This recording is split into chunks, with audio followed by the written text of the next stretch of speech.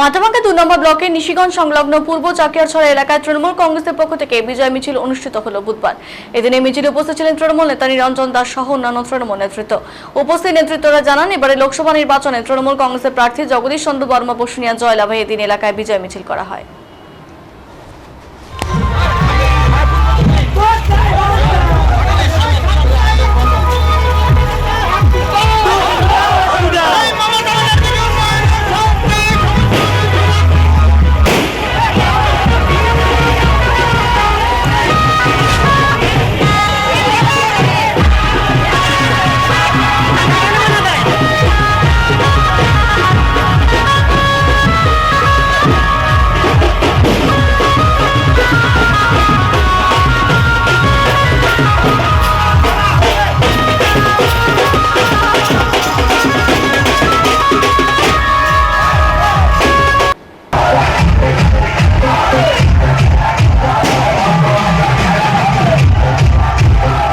ছিয়ানব্বই 196 বুথে আমাদের জগদীশ চন্দ্র বসুনিয়া মহাশয় জিতেছেন, তার উপলক্ষে একটু আনন্দ ফুর্তি করলাম।